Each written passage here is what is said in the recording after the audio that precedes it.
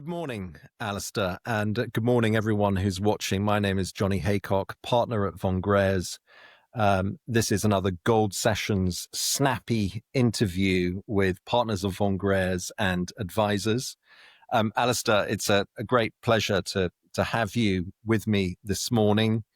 You are a wonderful and valued advisor to Greyerz, and I'm looking forward to just a 20-minute chat about three topics, if that's all right. I'd like to cover one, the silver market. You've written extensively about the draining liquidity in physical silver markets, backwardation. Would love your perspectives on current market conditions, particularly after this week, and the outlook for silver. Secondly, I'd like to turn to China.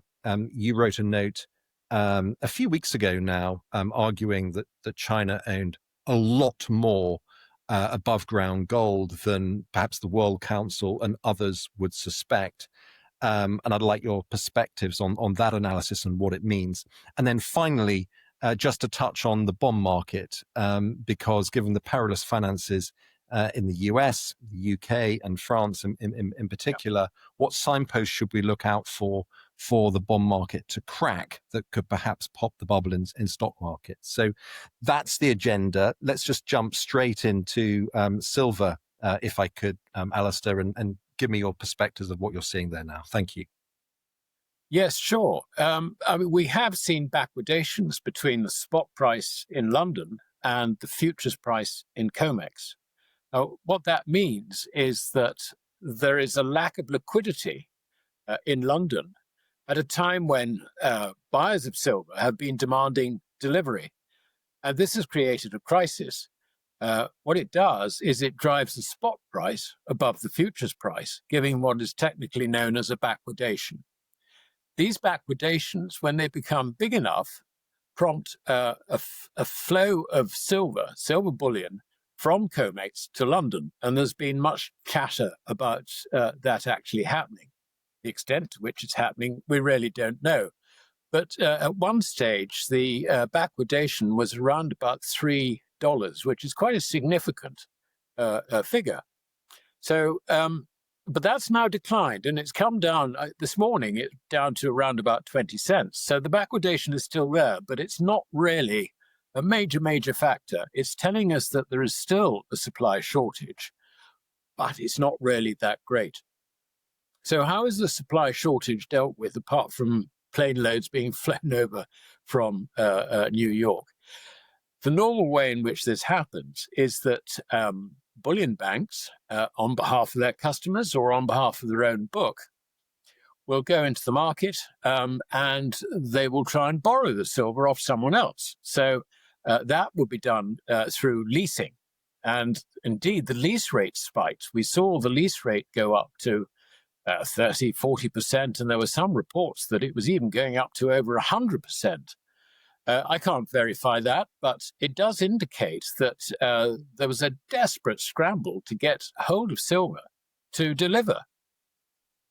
Now, the other way in which you obtain silver is if you're what's called, if let us say you are a major bank and you are an authorized participant of SLV, which is the big ETF, then what you can do is you can borrow shares of ETF from someone else, sell them in the market.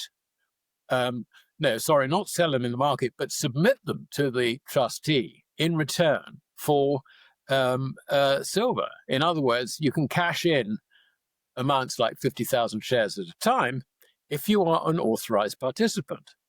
But the problem is that you have borrowed the shares off someone else, gone short in effect, and you've got to close that position. So what we are seeing with leases and also taking out short positions in the major ETFs is you're seeing the problem basically being deferred rather than resolved. So what we have now is a temporary reduction in the problem, if you like, but it hasn't really gone away. The problem really arises from two factors. Firstly, industrial demand is still accelerating because of, if you like, the manufacture of photovoltaic cells in particular. There's defense applications and all the rest of it. And there is an element, I think, of psychology as well, insofar as China has pursued a new restrictive rare earths policy. China is also the second largest miner of silver.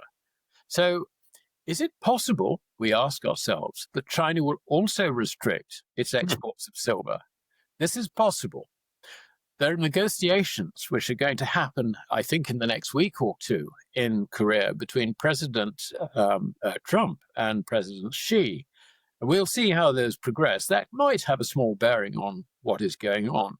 But the problem for industrial users of silver is that they've had a wonderful run when silver has been suppressed in terms of price. And now, of course, it's getting more expensive. So are they going to just release silver into the market to help the market, if you like, to provide that liquidity? I think that's unlikely because they do need it for manufacturing purposes. So I think that a lot of the above ground silver stocks, which are vaulted in either London or indeed in the COMEX vaults, that silver I think is pretty much spoken for. There are also two other factors. If you look at the COMEX situation, there's something called stand for delivery. Now, this is basically something that occurs towards the end of an active contract's lifespan.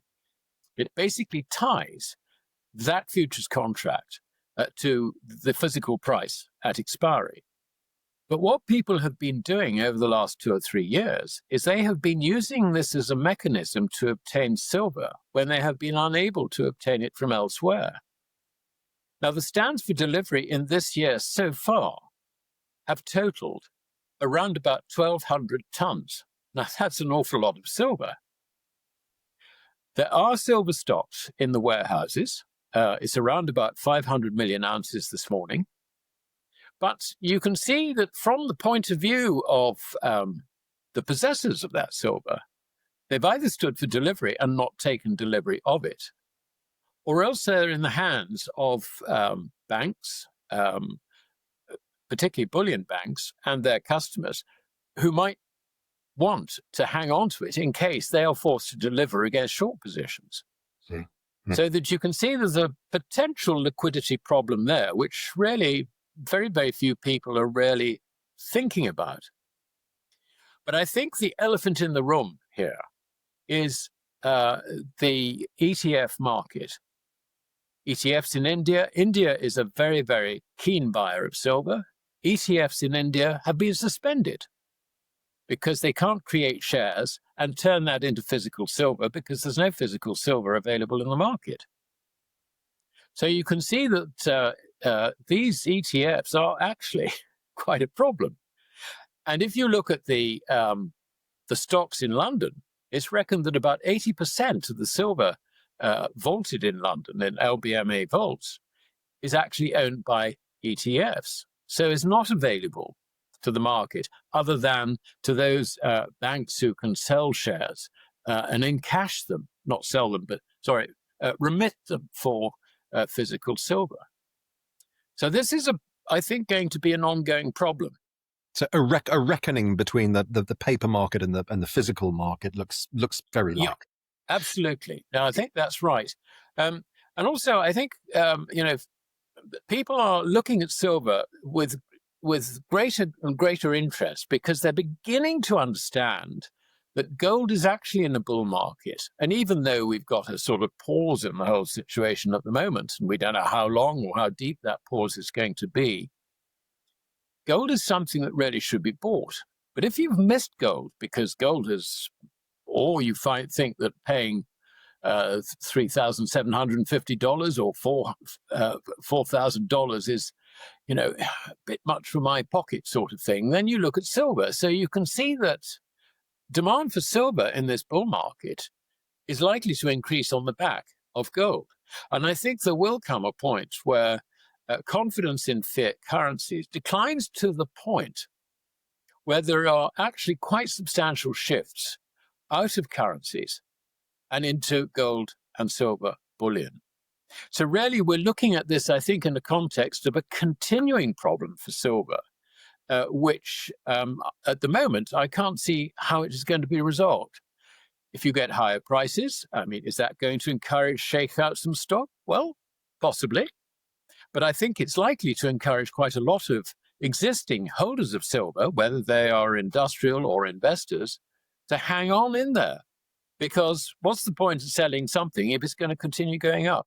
Yeah. And the gold silver ratio at the moment is what, 884 when I Yes, this morning. And you know, we for 25 years at Von Greyerz, or you know, we've said to clients, look, you know, if when you allocate to precious metals, 80% should be in gold and 20% in silver. But when the ratio got above 100 in February of this year, we said, look, it's so cheap now. You know, you've got to shift that 70 gold, 30 silver, which remains the case today. And we think the ratio can come down materially. Just in the interest of time, Alasdair, let's just move on then just quickly to China. Obviously, massive subject. But you did write this fascinating piece suggesting that China could own, you know, up to 35-40% of above ground gold stocks. Could you just spend a couple of minutes just talking about that, please? Yes, of course. I think the important thing is that China introduced regulations appointing the People's Bank of China to manage the nation's gold and silver reserves, buying and selling, the dealing. They have that monopoly. They still actually have that monopoly today. And that was in 1983. Interestingly, between 1983 and the year 2002, when the Shanghai Gold Exchange was set up by the People's Bank of China, and they control that, incidentally, it is absolutely clear that the Chinese were diverting some of their foreign exchange flows, which also the People's Bank of China had exclusive control over, into gold. Now, the reasoning behind this is that we have to understand that even though the US Treasury from 1970s onwards was trying to persuade us all that gold was no longer part of the monetary system, and the monetary system actually was the dollar upon which everything else was based, this is something that the Chinese were not a party to, did not understand. They understand, however, that capitalism destroys itself eventually. I mean, this is the Marxist university course, if you like. And bearing in mind that the people who went through these Marxist universities back in really from Mao's time onwards are now the leaders of China. They are the people, if you like, who run virtually everything. So they would understand that gold is money and the rest is credit, which is something which the Americans have been trying to persuade us is no longer the case. So how do they protect themselves? Well, if we remember back in those days, in the 1980s, the conventional opinion was that you should have at least 10% of your assets in gold. So what I did was I had a look at the capital flows, both in and out, and foreign exchanges, which is, if you like, foreign exchange converted into yuan, and just taking 10% of those at contemporary prices, I ended up with an estimate of between 20 and 25,000 tons of gold had been secretly acquired by the People's Bank of China in Western markets. Now, this, to support this theory, what is interesting is that China invested very substantially in mine production, so much so that it knocked South Africa off the top of the list of mine-producing nations way back in the very early 2000s. And for a long time, it has been actually the largest mine producer of gold in the world. And that still persists today. We can add something else to this, and that is that gold can go into China. And indeed, there's, the flows of gold from the West, unwanted gold until relatively recently. Flows of gold from the West to China have been really just a one-way ticket.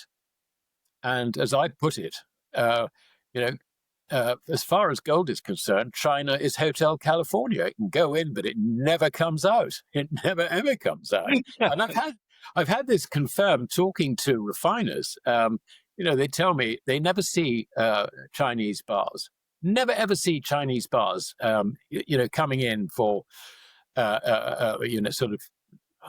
smelting down and then recasting into either 1 kilo or LBMA 400 ounce bars.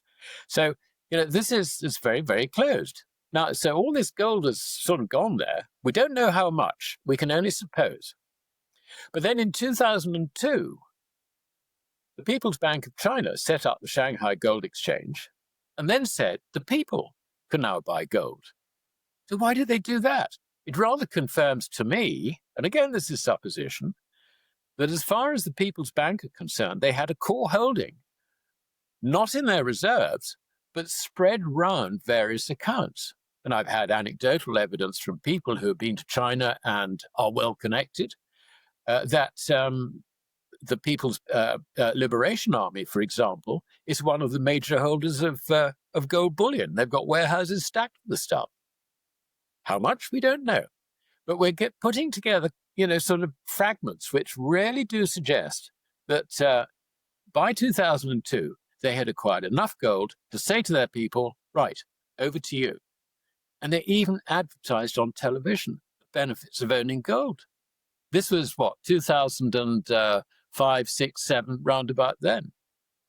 And if you look at the withdrawals from the Shanghai Gold Exchange, you can see that so far, they've accumulated around about 28,000 tons. This is in public hands.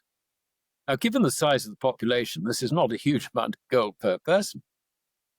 But in addition to that, you have gold accumulation accounts offered by the major banks. Now, what that is, basically, it's something that you have alongside deposit facilities.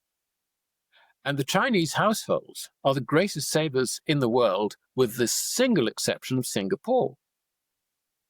They save something like, household savings are estimated to be around about 35% of GDP. That's an equivalent of around about $4 or $5 trillion every year. Now, the property bubble has burst. Banks have been reducing their deposit rates following the People's Bank of China. So what do people do? What do the savers do? They see gold going up and they think, I'll open a gold accumulation account. And the gold accumulation account will, you only need something like 500 yuan. So that you can see that the way things are going, there is likely to be almost a tsunami of investment demand as opposed to jewelry demand for gold. Now, that doesn't come out of the Shanghai Gold Exchange's vaulting system. That remains in there. So we don't publicly know how much this is. But you can see that one way or another, for China to have accumulated something like 70,000 tons out of a total above ground stock, which Gold Money estimates is around about 200,000 tons, is not impossible. In fact, it looks extremely likely. And I would add something else to that. Frank Veneroso, who was an analyst who did some splendid work on gold leasing in the tail end of the last century, reckoned that by 2002, between 10,000 and 14,000 tons of central bank gold had been leased into the market. This is the major provider of liquidity for the LBMA circus. Now, I think that instead of that ending up adorning the necks of Asian women, which is, I think, his statement, Venerosa's statement, I think that very quietly, the People's Bank of China was in there saying, thank you very much, just accumulating it. So there is, if you like, we don't have firm evidence because, of course, when it comes to the gold market, governments always lie. They will never tell you what they're doing. So, we have to work these things out for ourselves. And I think the fault of analysts like the World Gold Council and so on and so forth is that they are forced to rely on public information and the information that they can actually establish. So they're missing the big picture. I don't blame them for this. This is actually, they have to work within their own parameters. But it So is clear to me that China.